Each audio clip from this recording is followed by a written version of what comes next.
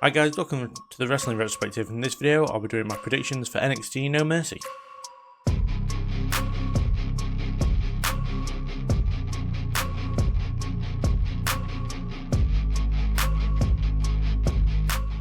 So first up, we have Chase U defending the Tag Team Championships against Nathan Fraser and Axiom in a rematch for the tag titles. And I think it's going to be a decent match. I feel like they're not going to take the titles of Chase U straight away like they did last time Chase U won the tag titles. I feel like they're going to go on a half decent run, not a massive one I don't think, but one that kind of establishes them as like one of the top teams and kind of gives them like the run they arguably deserve as tag team champions. And it makes sense that they would have a rematch here as they lost them kind of off pay-per-view, so having this rematch makes sense to me. It's just a match I'm not really particularly bothered about. But I feel like it's going to be a great match. I thought the time match they had originally was good, so I can't see this being bad in any way. But yeah, for me, a pretty easy prediction here for Chase U to retain the Tag Team Championships. Following that, we have the Women's North American Championship match where Kalani Jordan will defend against Wendy Chu. And a match, again, I'm not too bothered about. I'm not overly interested in Wendy Chu. I kind of don't understand the character. I don't like the whole pajamas thing. It doesn't make any... It's not that it doesn't make sense, it's just that I don't understand how we're supposed to take this seriously as a heel. I know that she's kind of doing creepy things, and you know, she has the likes of Rosemary on her side, and she was associated with Tane Paxley for a while, and that kind of made sense. But for me, I can't see her winning the North American Championship here. I feel like it's going to be more of a established heel that's going to get the win over Kalani Jordan for the title, or maybe a new debuting heel, which is kind of where I feel like we're going with this. I know there's like a lot of rumours with the three new women coming to NXT, being Julia, Stephanie Vaquer and Delta, and I can see kind of just from looks alone and kind of some clips I've seen online, I feel like bringing Delta in here and kind of her being the one that feuds with Kalani Jordan after this makes the most sense. Therefore I would have maybe Kalani Jordan retain, and then Wendy Chu kind of no-sells afterwards. She kind of gets up and then Delta attacks and she's kind of associated with her, and then between like Rosemary and TNA, Wendy Chu here and Delta coming in, you kind of have like a spooky group or something like that. But then I don't know anything about Delta, so then like, she might not be that kind of character, and I've completely chatted bollocks and I look like an idiot online. So I'm not sure, but either way, I just cannot see Wendy Chu getting the win here. I can't see her as a champion really, as this kind of gimmick of wearing pajamas and whatever. So I'm going to go with Kalani Jordan to retain. After that, we have Wesley taking on Zachary Wentz in a match that I feel like probably should have had a stipulation, maybe like a no DQ match or a street fight or something like that. But I think it's going to be a decent match. Obviously, these two I assume will have anyway great chemistry in the ring as they're such good friends. But for me, Wesley has to get the win here to kind of establish himself more as a heel and kind of carry that momentum on probably towards the title scene, I assume, as this kind of where Wesley's been struggling is kind of in championship matches, so it makes sense that they will now gradually build him back up to become a champion of some sort, whether he defeats Obafemi or goes after the NXT title if he decides to go that way. I'm not sure, but yeah, for me, this is all about kind of establishing Wesley as a heel. It's his first pay-per-view match as a heel, and yeah, it just makes the most sense that Wesley would get the win here and kind of use that momentum to carry himself up the card. Following that, we have the Men's North American Championship match where Obafemi will defend against Tony D'Angelo, and again, I'm going to go with an Obafemi to retain here and get the win quite emphatically over Tony D'Angelo. I can't see Tony being the one to kind of end this almost winning streak of Obafemi. I can't see him be the one that kind of out wrestles him as well. I feel like it's going to be a really good match just because Obafemi's in it. I feel like he's arguably one of the best wrestlers, if not the best wrestler on NXT. But for me, Tony D'Angelo is not the guy to end this reign of dominance for Obafemi. I feel like it will be better built.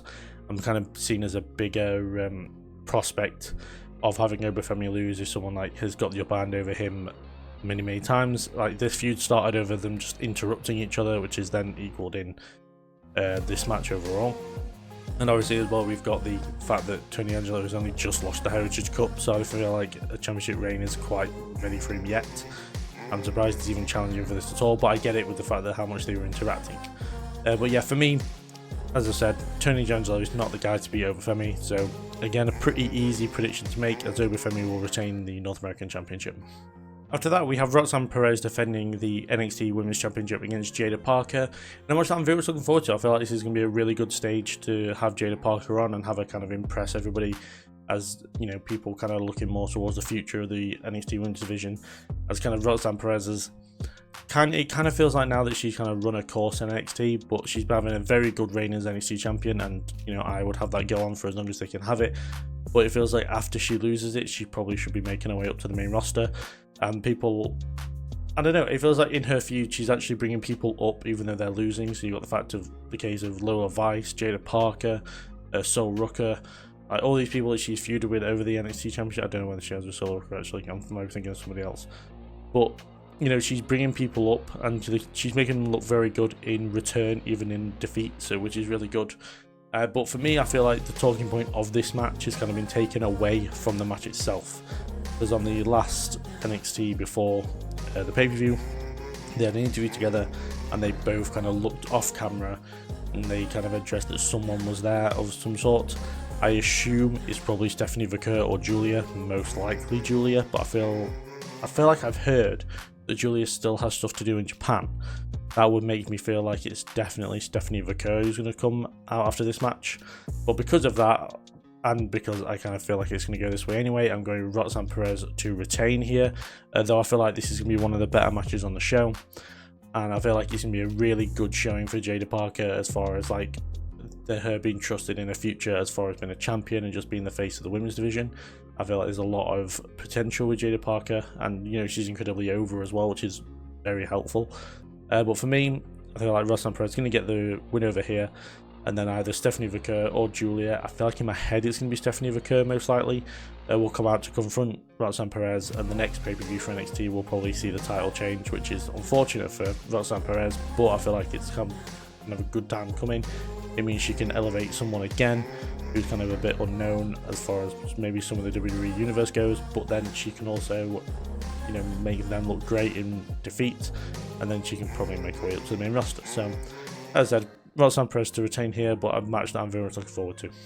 And finally, what I assume will be the main event, we have Ethan Page defending the NXT Championship against Joe Hendry in a match that I very much am conflicted about as far as predictions, because as much as it makes 100% sense to put the title on Joe Hendry, he's so over right now, it would give TNA a massive bit of kind of, I don't know what would you call the word for it? It's like, you know, it gives them a champion from WWE in TNA, which you give people, probably make people want to watch TNA.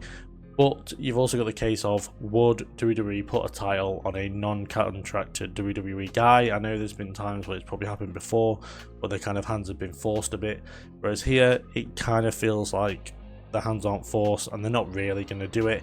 I feel like maybe someone from TNA might come in and cost Joe Hendry, or Ethan Page is just going to cheat his way to a victory here. But yeah, I'm going with Ethan Page. I feel like it's the safer option of the two. And it's basically just because I cannot see WWE putting the championship on a guy that isn't actually in WWE. Therefore, you know, it just makes the most sense to go with Ethan Page. Though Joe Hendry is more than deserving of being an NXT champion, and it's a bit of a shame, but I feel like at some point WWE will probably sign Joe Hendry and then put the title on him then. But for now, I feel like Ethan Page is probably going to shithouse his way to a win and kind of deflate the entire audience by the end of the night. But I feel like he's going to do it in a way that like kind of fits the Ethan Page character quite well. I don't think we'll see any kind of return or debut or something like that. So I feel like Ethan Page is going to steal it, and then Joe Hendry will have to kind of go back to the line and maybe concentrate more on TNA stuff, but I can't see that happening because he's so over. So I'm not sure. But for me, I'm going with Ethan Page, but it probably should be Joe Hendry.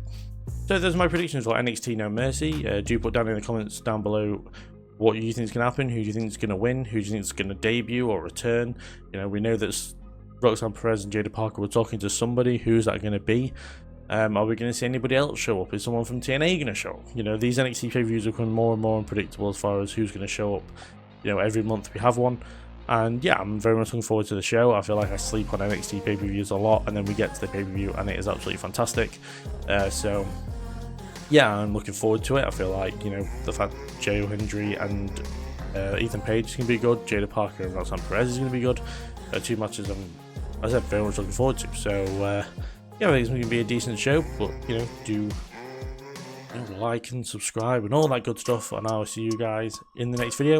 I'll thank you very much for watching, and I'll see you later.